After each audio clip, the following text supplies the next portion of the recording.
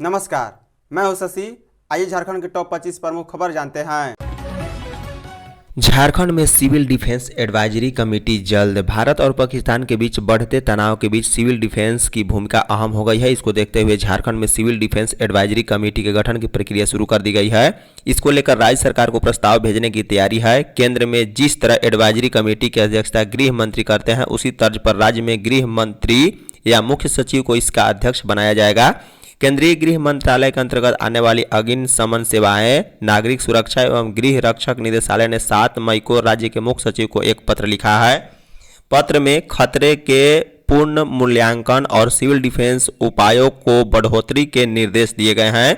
इसी के तहत राज्य में सिविल डिफेंस एडवाइजरी कमेटी के गठन के बाद जिलों में सिविल डिफेंस प्लान तैयार किया जाएगा। वर्तमान में राज्य के केवल 2 जिले जमशेदपुर और बोकारो में ही सिविल डिफेंस का कार्यालय है। बता दें, साहेबगंज, धनबाद, बोकारो, देवघर ऐसे जिले हैं जो सिविल डिफेंस के लिहाज से महत्वपूर्ण हैं। देवघर प्रमुख पर्यटन केंद्र है, वहीं साहेबगंज में एक अंतर्राष्ट्रीय बंदरगाह है।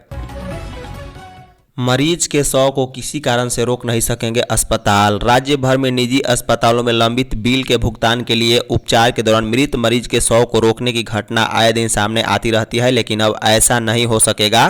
कोई भी स्वास्थ्य संस्थान, अस्पताल किसी भी कारण से मरीज के शव को रोक नहीं सकेगा। स्वास्थ्य विभाग के संयुक्त सचिव विद्यानंद शर्मा पंकज ने राज्य के सभी उपायुक्त एवं सिविल सर्जनों को इस बाबत निर्देश जारी कर दिया है। इसमें उन्होंने कहा है कि स्वास्थ्य मंत्रालय भारत सरकार के द्वारा संज्ञान में लाया गया है कि कुछ अस्पतालों, स्वास्थ्य संस्थानों द्वारा उपचार के बाद मृत मरीज के शव को उनके परिजनों को सौंपने से केवल इस आधार पर मना कर दिया जाता है कि उनका बिल लंबित है। अस्पतालों के उक्त कृत्य से शोकग्रस्त परिजनों को अनावश्यक मानसिक पीड़ा होती है। साथ ही यह नैतिक तथा मानवीय सिद्धांतों की अवहेलना भी है। बता दें कि ऐसी घटना सामने आने के बाद कई बार स्वास्थ्य मंत्री डॉक्टर इरफान अंसारी ने खुद पहल कर शवों को मुक्त कराया है। विभागीय बैठकों में भी इस बाबत निर्देश दिए गए हैं। रांची में एटीएस की छापेमारी, सेना की नकली वर्दियां जब्त। सेना की मिलिट्री इंटेलिजेंसी टीम और झारखंड एटीएस ने रांची के बुट्टी मोड़ की एक दुकान में शुक्रवार की शाम छापेमारी की है। छापेमारी में दुकान से नकली व युद्ध के दौरान प्रयोग में लाई जाने वाली वर्दी समेत इससे संबंधित कई थान कपड़े बरामद किए गए हैं। वर्दी और कपड़े समेत दुकान संचालक को सदर थाने की पुलिस को सौंप दिया गया है। बता दें कि उक्त कार्रवाई भारतीय सेना की लखनऊ खुफिया एजेंसी से मिली सूचना के आधार पर की गई। हालांकि देर शाम सदर थाना प्रभारी कुलदीप ने बताया कि जरूरी पूछताछ के बाद दुकानदार को जरूरी होने पर फिर से हाजिर होने की शर्त पर पीआर बॉन्ड पर छोड़ दिया गया। वर्दी और कपड़े की बरामदगी को लेकर किसी स्तर से शुक्रवार शाम तक कोई लिखित शिकायत नहीं की गई थी। बताया गया है कि बरामद नकली वर्दी और कपड़े की जांच विशेष टीम करेगी। सेना का मानना है कि बाजार में खुलेआम दुकान में उपलब्ध सेना की वर्दी का प्रयोग राष्ट्र विरोधी काम में किए जाने की संभावना से इनकार नहीं किया जा सकता। लातेहार 4 लेन निर्माण साइट पर अपराधियों ने की फायरिंग। NH 39 4 लेन निर्माण कार्य में लगी कंपनी के बोरसीदाग के समीप स्थित साइट पर शुक्रवार की शाम करीब 4 बजे बाइक पर सवार 2 नकाबपोश अज्ञात अपराधियों ने कर्मियों को टारगेट कर फायरिंग की घटना को अंजाम दिया है। हालांकि कर्मियों ने किसी प्रकार अपनी जान बचाई है। साइट पर काम कर रहे एक कर्मी रहमान ने बताया है कि बाइक पर 2 लोग आए और फायरिंग कर दी। गोली मेरे सिर के काफी पास से गुजरी थी। घटना के बाद बाइक सवार अपराधी चंदवा की ओर भाग निकले। कर्मियों के द्वारा घटना की सूचना दिए जाने के बाद चंदवा पुलिस की टीम दल बल के साथ घटनास्थल पहुंची। घटनास्थल से पुलिस ने 2 खोखा भी बरामद किया है। इसके पश्चात पुलिस प्रत्यक्षदर्शियों से घटना की जानकारी लेकर अपराधियों के घर पकड़ को लेकर अभियान में जुट गई है। हालांकि घटनास्थल पर किसी भी आपराधिक गिरोह या संगठन के नाम से पर्चा नहीं छोड़ा गया है। JSSC सीजीएल पेपर लीक में गूगल पे से लिया 50,000 रुपये। JSSC सीजीएल परीक्षा पेपर लीक मामले में नया खुलासा हुआ है। CID की अब तक हुई जांच के यह बात सामने आई है कि नेपाल के वीरगंज में परीक्षा से पहले अभ्यर्थियों को प्रश्न पत्र रटवाए गए और इसके एवज में उनसे पैसे भी लिए गए। CID ने जिन आरोपियों को गिरफ्तार किया है, उन्होंने अभ्यर्थियों को इकट्ठा कर 19 सितंबर से लेकर 21 सितंबर के बीच वीरगंज में ही अभ्यर्थियों को प्रश्न रटवाए और इसके एवज में अभ्यर्थियों से खाते के साथ साथ गूगल पे पर भी पैसे लिए हैं। सीआईडी के मुताबिक मोबाइल नंबर 9334825209 पर एक अभ्यर्थी से 50,000 रुपये गूगल पे के माध्यम से लिया गया। यह पैसा 14 दिसंबर को लिया गया। गौरतलब है कि पिछले वर्ष 21 सितंबर और 22 सितंबर को राज्य के सभी जिलों में 3 पालियों में आयोजित की गई थी। झारखंड में बालू एक बार फिर निजी हाथों में। झारखंड में एक बार फिर बालू का कारोबार निजी हाथों में सौंपने का निर्णय लिया गया है। गुरुवार को हुई कैबिनेट की बैठक में झारखंड सैंड माइनिंग रूल्स 2025 को लागू करने का निर्णय लिया गया, जिसके अनुसार अब बालू घाटों के लिए जिलों में ही टेंडर किया जाएगा। झारखंड राज्य खनिज विकास निगम की भूमिका अब सिमट गई है। वर्तमान में जेएसएमडीसी के पास ही राज्य के सभी बालू घाटों का अधिकार था। इसके साथ कैबिनेट की बैठक में कुल 34 प्रस्ताव को स्वीकृति प्रदान की गई है। बता दें, राज्य के तमाम अस्पतालों के लिए अब मुख्यमंत्री डिजिटल हेल्थ योजना को भी लागू किया जाएगा, जिस पर करीब 299 करोड़ रुपए की लागत आएगी। साथ ही डॉक्टर प्रसाद मुखर्जी विश्वविद्यालय का नाम बदलकर वीर शहीद बुद्धू भगत विश्वविद्यालय करने का निर्णय लिया गया है।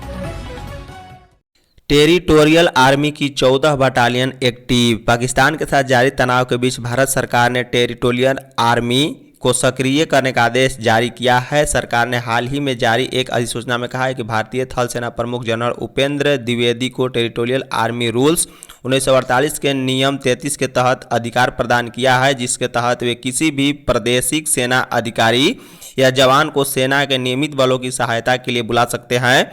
इस आदेश के तहत मौजूदा 32 इन्फेंट्री बटालियन में से 14 बटालियन को सक्रिय किया जाएगा।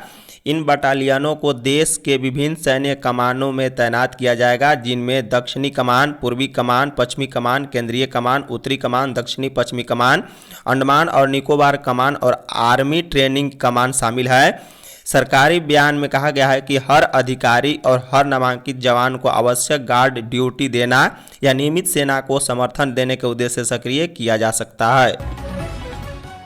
झारखंड के सरकारी डॉक्टर जाएंगे बॉर्डर पर। मंत्री। भारत पाकिस्तान तनाव के बीच झारखंड के स्वास्थ्य मंत्री डॉक्टर इरफान अंसारी ने सोशल मीडिया एक्स पर कहा है कि स्वास्थ्य विभाग अलर्ट पर है, किसी भी आपात स्थिति से निपटने के लिए तैयार हैं। इसे देखते हुए झारखंड के सभी सरकारी डॉक्टरों की छुट्टियां तत्काल प्रभाव से रद्द कर दी गई है। सभी डॉक्टरों को अपने कार्यस्थलों पर उपस्थित रहने का निर्देश दिया गया है। जरूरत पड़ी तो झारखंड के डॉक्टर बॉर्डर इलाके में जाकर फ्रंट लाइन पर सेवाएं देने को तैयार हैं। वे खुद भी इन डॉक्टरों का नेतृत्व करेंगे। झारखंड के स्वास्थ्य मंत्री डॉक्टर इरफान अंसारी ने कहा है कि भारत पाकिस्तान सीमा पर बढ़ते तनाव और गोलीबारी के हालात के बीच झारखंड का स्वास्थ्य विभाग पूरी तरह अलर्ट पर है, किसी भी आपात स्थिति से निपटने के लिए पूरी तरह तैयार है। झारखंड के सभी सिविल सर्जनों और डॉक्टरों को हाई अलर्ट पर रखा गया है। हर जिले के अस्पतालों को तैयार रहने का भी सख्त निर्देश जारी कर दिया गया है। जमशेदपुर से रंगदारी मांगने के आरोप में 3 गिरफ्तार। जमशेदपुर पुलिस ने स्क्रैप कारोबारी से रंगदारी मांगने और फायरिंग करने वाले 3 अपराधियों को गिरफ्तार कर लिया है। पकड़े गए अपराधियों के पास से देसी पिस्टल और 4 जिंदा कारतूस भी बरामद किया गया।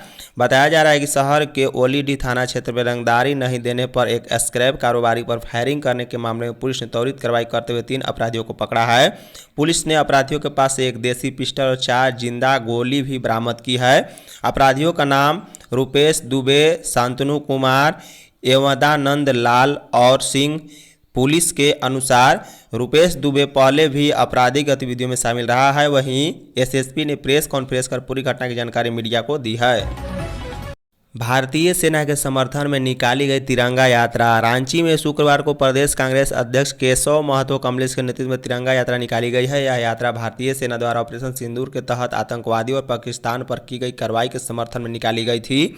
केशव महतो कमलेश ने कहा कि भारतीय सेना ने हमेशा से अपने शौर्य और साहस के द्वारा पूरी दुनिया में अपनी एक पहचान कायम की है।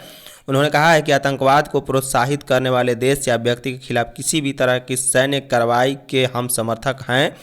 पूर्व मंत्री डॉक्टर रामेश्वर उरांव ने कहा है कि भारतीय सेना की कार्रवाई से देशवासियों के बीच उत्साह का माहौल है और तिरंगा यात्रा सेना के साथ अपनी एकजुटता प्रदर्शित करने के लिए निकाली गई है। वहीं स्वास्थ्य मंत्री डॉक्टर इरफान अंसारी ने कहा है कि हम देश और सेना के साथ हैं, बिना किसी भेदभाव के। भारत में जे-टेट का विज्ञापन रद्द। झारखंड सरकार ने झारखंड शिक्षक पात्रता परीक्षा जे-टेट के विज्ञापन को रद्द करने का निर्णय ले लिया है। जानकारी के अनुसार विभागीय मंत्री ने भी इस पर अपनी स्वीकृति दे दी है। जल्द ही नए सिरे से जे-टेट की परीक्षा आयोजित करने के लिए विज्ञापन प्रकाशित किया जाएगा।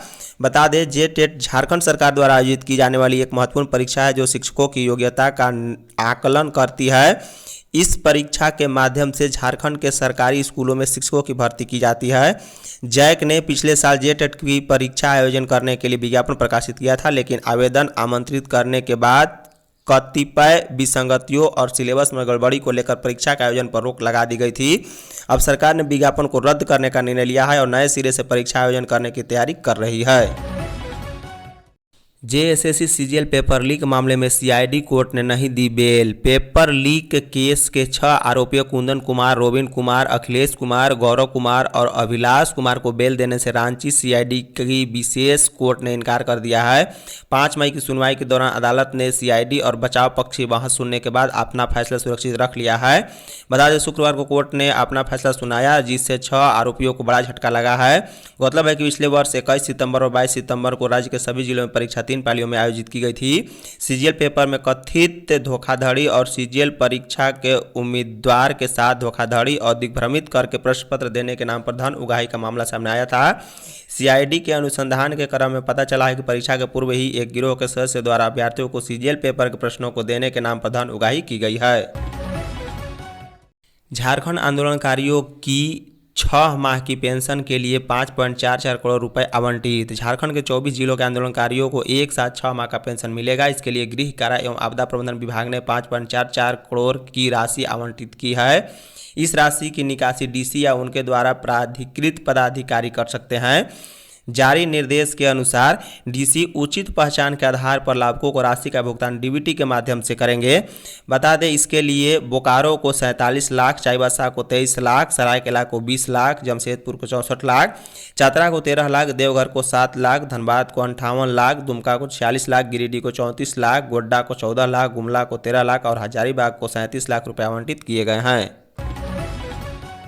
प्रधानमंत्री मत्स्य संपदा योजना के तहत मिलेगा बीमा का लाभ। गढ़वा जिले के सक्रिय मछुआरों को प्रधानमंत्री मत्स्य संपदा योजना के तहत बीमा सुरक्षा का लाभ प्रदान किया जाएगा। इसको लेकर उपायुक्त शेखर जमुआर ने जिला स्तरीय समिति की बैठक की है। जिला मत्स्य पदाधिकारी धनराज द्वारा जिले के सक्रिय मछुआरों को सामूहिक दुर्घटना बीमा कवरेज के लिए बीमित मछुआरों की संख्या से संबंधित सूची बैठक में प्रस्तुत किया गया। जिले के सक्रिय मछुआरों को सामूहिक दुर्घटना बीमा कवरेज के लिए कुल 6757 लोगों की सूची अनुमोदन के लिए दी गई है, जिनमें महिला, पुरुष एवं विभिन्न वर्गों के मछुआरे शामिल हैं। उन्होंने बताया कि इस योजना में 18 वर्ष से 70 वर्ष आयु वर्ग के राज्य के वैसे सभी सक्रिय मछुआरे लाभान्वित होंगे जो किसी भी निबंधित मत्स्यजीवी सहयोग समिति या मत्स्यजीवी स्वावलंबी समिति के सदस्य हो अथवा जिला स्तर, प्रमंडल स्तर अथवा राज्य स्तर पर मत्स्य विभाग से संबंध मत्स्य कृषक, मत्स्य विक्रेता, मत्स्य बीज उत्पादक आदि में शामिल हैं। झारखंड में स्मार्ट मीटर बना जी का जंजाल। बिजली का स्मार्ट मीटर उपभोक्ताओं के लिए जी का जंजाल बन गया है। बिलिंग से होश उड़ गए हैं। एक महीने का किसी का 8,000 तो किसी का 10,000 और किसी का 12,000 रुपये का बिल आया है। आश्चर्य की बात तो यह है कि जिन उपभोक्ताओं की साधारण मीटर की रीडिंग 150 से 250 आती थी, स्मार्ट मीटर में उनकी रीडिंग 500 से 600 आ रही है। साधारण मीटर में कम बिलिंग हो रही है और स्मार्ट मीटर में 3 से 4 गुना अधिक का बिल आ रहा है। उपभोक्ता बिल लेकर झारखंड बिजली वितरण निगम के स्थानीय कार्यालय का चक्कर काट रहे हैं। उनका सुनने वाला तक कोई नहीं। ऐसे में उपभोक्ताओं में आक्रोश पनप रहा है। बता दें, अनाप शनाप बिलिंग को देखते हुए शेष बचे उपभोक्ता स्मार्ट मीटर लगाने को तैयार नहीं हैं। उनका कहना है कि झारखंड बिजली वितरण निगम स्मार्ट मीटर के माध्यम से एक प्रकार से उपभोक्ताओं का आर्थिक शोषण कर रहा है। चतरा को मिले 30 नए रोजगार सेवक। झारखंड के चतरा जिले के समाहरणालय स्थित कॉन्फ्रेंस हॉल में शुक्रवार को 19 नवनियुक्त रोजगार सेवकों को 20 नियुक्ति पत्र का वितरण किया गया। बाकी रोजगार सेवकों को 20 मई तक विकास भवन में नियुक्ति पत्र दिया जाएगा। विधायक जनार्दन पासवान, डीसी रमेश घोलप कुमार, उज्जवल जीप अध्यक्ष ममता कुमारी, उपाध्यक्ष बिरजू तिवारी और डीडीसी अमरेंद्र कुमार सिंह ने 19 रोजगार सेवकों के बीच नियुक्ति पत्र का वितरण किया है। मौके पर एसी अरविंद कुमार, डीएलओ वैभव सिंह, जिला नियोजन पदाधिकारी मनु कुमार समेत कई उपस्थित थे। बता दें, मनरेगा के तहत सभी 19 रोजगार सेवकों को नियुक्ति पत्र दिया गया है। रोजगार सेवकों की नियुक्ति प्रक्रिया 1.5 वर्ष से चल रही थी। गुरुवार को ही रिजल्ट प्रकाशित किया गया है। बोकारो मॉब लिंचिंग से आक्रोश, थाने का किया घेराव। नक्सल प्रभावित पेक नारायणपुर थाना क्षेत्र में गुरुवार को मॉब लिंचिंग के बाद शुक्रवार को ग्रामीणों ने 22 वर्षीय मृतक अब्दुल कलाम के शव को थाने के समीप रखकर थाने का घेराव किया। सभी ग्रामीण घटना में शामिल दोषियों की गिरफ्तार कर उन्हें फांसी की सजा दिलाने की मांग कर रहे थे। इसके साथ ही मॉब लिंचिंग में सरकार द्वारा की जाने वाली 4 लाख रुपए मुआवजा राशि को देने से इनकार कर रही है।